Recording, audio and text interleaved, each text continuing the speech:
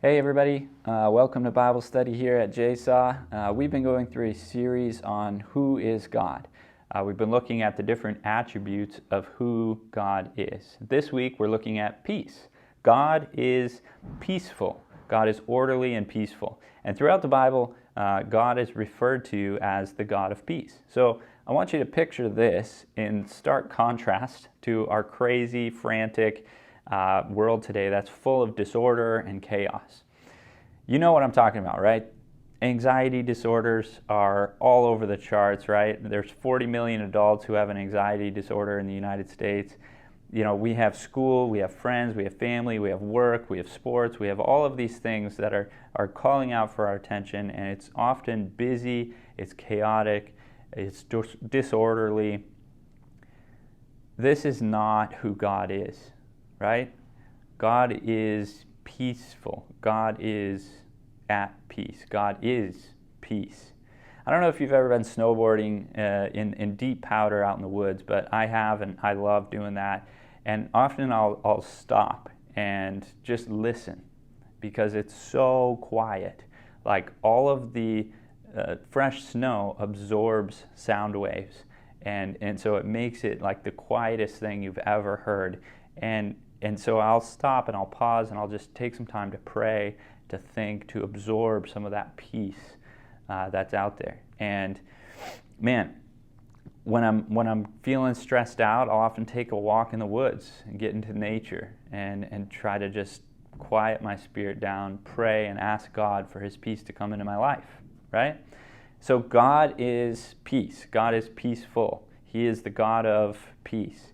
Now, that doesn't mean that He's just laying in a hammock sipping on lemonade or something like that. But it also doesn't mean that that He's abusing substances or using substances to hide from or drown out the chaos that's going on around Him, right? So God is constantly at work. He is orderly and He's calmly, peacefully going about His business, right? God's never anxious. He never loses control. God is perfectly peaceful always. God is also not apathetic or indifferent. He doesn't hide or shy away from conflict. Conflict doesn't disturb His peace, but He doesn't shy away from it.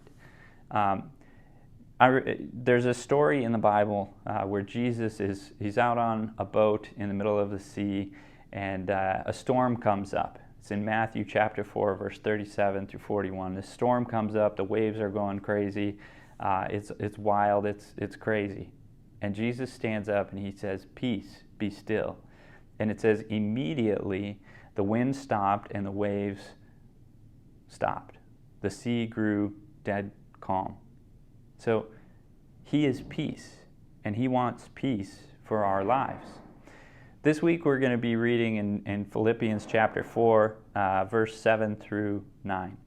And it talks about when we are anxious, what to do and how to receive God's peace. So verse 7, it says, "And the peace of God, which transcends all understanding, will guard your hearts and your minds in Christ Jesus." So this is what that means. First of all, the peace of God, it transcends all understanding. It's beyond our comprehension. It also protects us in trials, when we're up against difficult days, when there's chaos, when there's disorder. It protects our heart. It protects our mind. So in Christ, we can have peace, no matter the circumstances that we are in.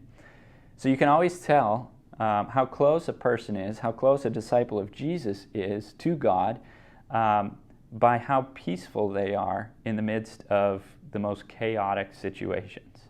They have received God's peace, and it's just radiating out of their life, even though the world is screaming chaos all around them. So I want to challenge you this week to find peace with God.